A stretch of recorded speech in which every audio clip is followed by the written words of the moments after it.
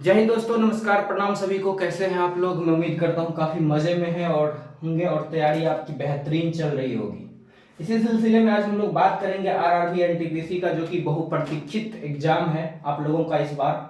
और पहली बार रेलवे ने बहुत सारे एक्सपेरिमेंट किए, बहुत सारे चेंजेस किए इस साल। जैसा कि आपने देखा होगा, एलपी का पेपर अलग हुआ, टेक्नीशियन का अलग हुआ, टेक्नीशियन में भी ग्रेड 1 ग्रेड 3 का पेपर अलग हुआ। और अब बारी है एनटीपीसी की। एनटीपीसी में भी पहली बार जो है ग्रेजुएट लेवल का एग्जाम अलग होने जा रहा है और इंटरमीडिएट लेवल का एग्जाम अलग होने जा रहा है, यानी कि जिसको अंडर ग्रेजुएट भी आप लोग बोलते हैं। तो अब जो है सारे एग्जाम्स लगभग रेलवे करा चुका है। सीबीटी 2 की, एएलपी सीबीटी 2 की भी एग्जाम पोस्टपोन हुई थी, उसकी भी डेट जारी कर दी गई है। जो मिनिस्ट्रियल वाला पोस्ट था उसकी भी डेट जारी कर दी गई है। अब जो है अगला टारगेट है एनटीपीसी का, चूंकि इसमें लगभग जो है 1.25 करोड़ के आसपास एप्लीकेंट है, दोनों मिला करके, इंटरमीडिएट और ग्रेजुएट लेवल दोनों मिला करके। ठीक है, तो लगभग 60 लाख जो है इंटरमीडिएट में है और यही 55 से के आसपास जो है ग्रेजुएशन लेवल में लोग फॉर्म भरे हैं। तो ऐसी स्थिति में अब आपको जो है ये बेसब्री से आप लोग इंतजार कर रहे होंगे कि इसका एग्जाम डेट कब है। तो एग्जाम डेट को लेकर के काफी जगह जो है न्यूज चल रही है और एक वायरल नोटिस अभी जो है चल रहा है, सभी जगह एक नोटिस वायरल हो रहा है, जिसमें कि आपकी जो एग्जामिनेशंस की डेट बताई जा रही है ग्रेजुएट लेवल की और इंटर ग्रेजुएट लेवल की। तो जो ग्रेजुएट लेवल वाला है वो 2 जून 2025 से शुरू होता हुआ दिखाई दे रहा है और ये जो है ये 28 जून 2025 से शुरू होता दिखाई दे रहा है। तो आखिर इसकी सच्चाई क्या है मैं बताता हूं और आप लोग भी थोड़ा सोचिएगा। तो कहीं ना कहीं आप देखिएगा कि यह जो डेट है, यह डेट लगभग आप तय मान के चलिए जून में आपका एग्जाम हो सकता है। यह डेट थोड़ा सा आगे पीछे हो, लेकिन जून में आपका एग्जाम होना तय है। 110% आप मान के चलिए। इसी डेट को आप फाइनल डेट मान करके अपनी तैयारी को दुगनी रफ्तार से करना शुरू कर दीजिए। अब जो है तैयारी कैसे करें, क्या पढ़ें, तो 2-3 चीजों को मैं आप लोगों को बताऊंगा, उसको आप लोग जरूर फॉलो कीजिएगा। आपकी तैयारी बेहतरीन से बेहतरीन हो जाएगी।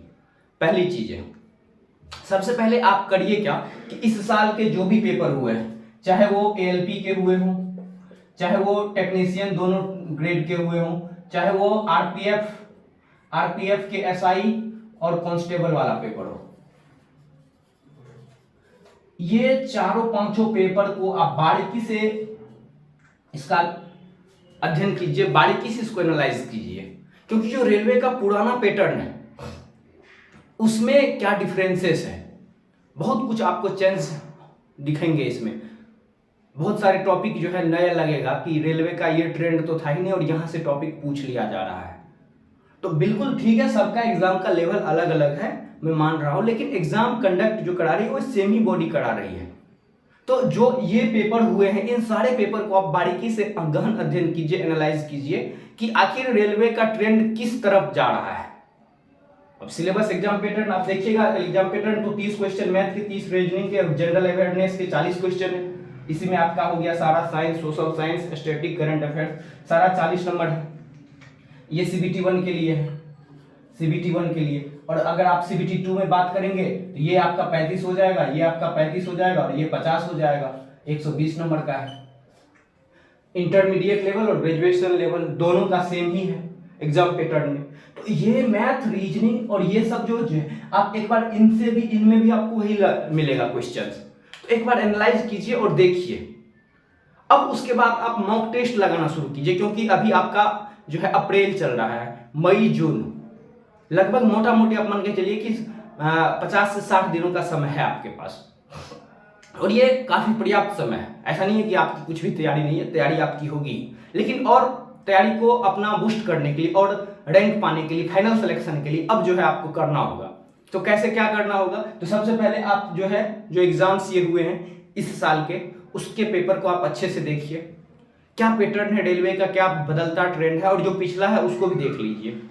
इसके बाद आप मॉक टेस्ट लगाइए। हाँ, मॉक टेस्ट लगाते समय आप इस बात का ध्यान जरूर रखिएगा कि मॉक टेस्ट एग्जाम से रिलेवेंट हो, क्योंकि मार्केट में आप लोग को भी पता है क्या चीजें चल रही है।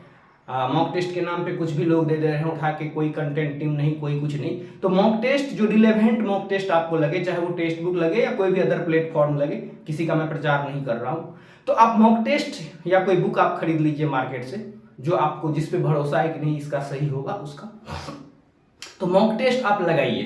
मॉक टेस्ट लगाने के बाद आपको सेल्फ मूल्यांकन, सेल्फ असेसमेंट करना कहते हैं, वो आप खुद से देखिएगा, तब आपको पता चलेगा कि हम कहाँ पे हैं। ऐसे नहीं पढ़ते पढ़ते रहने से कुछ नहीं होगा। एग्जाम में प्रेशर है, और हो सकता है तो 2-3 लोगों का ग्रुप बना के पढ़ना शुरू कीजिए, डिस्कशन करना शुरू कीजिए। खास करके जो ये वाला पार्ट है, जो जीके जीएस वाला पार्ट है, बहुत मजा आएगा, आपकी तैयारी बहुत ही बेहतरीन हो जाएगी। ठीक है, तो मॉक टेस्ट लगाइए और उसको एनालाइज कीजिए डेली। एक टेस्ट वीक में कम से कम 3 टेस्ट 4 टेस्ट जरूर लगाइए।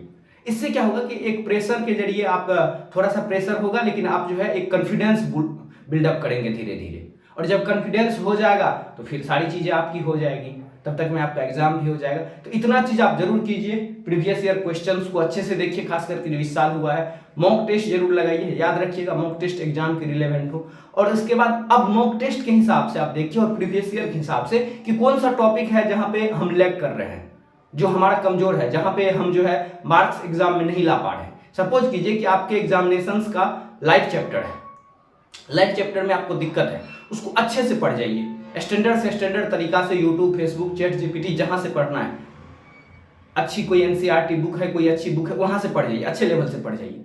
और रेलवे का एक ट्रेंड रहा है, बहुत बार मैंने भी देखा है कि अगर साइंस का कोई एक चैप्टर उठाए 2-3 प्रश्न उसी से मिल जाएंगे आपको। तो ये चीज है, छोटी छोटी चीजों को आपको देखना पड़ेगा। ये जो मैं कह रहा हूं देखने के लिए, इसीलिए कह रहा हूं कि आप जब तक देखेंगे नहीं आपको अंदाजा लगेगा नहीं।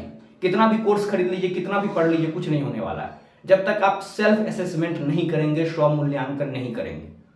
तो आई होप कि ये वीडियो आप लोगों को काफी पसंद आया होगा, और जो मैंने बताया उस स्टेप को जरूर आप लोग फॉलो कीजिए, जरूर आपको सफलता मिलेगी। साल 2025 आपका बहुत ही अच्छा होने वाला है। तो चलिए, इसी के साथ मैं आपसे विदा लेना चाहूँगा, और इसी तरह के बेहतरीन कंटेंट के लिए फिर मैं आपसे अगली बार मिलता हूँ। तब तक के लिए अपना ख्याल रखिए और मस्त होकर पढ़ाई करिए। हाँ, लेकिन जाते जाते कमेंट जरूर कीजिएगा कि वीडियो कैसा लगा। चलिए दोस्तों, फिर मिलते हैं अगले वीडियो में अगले अपडेट के साथ। जय हिंद, जय भारत।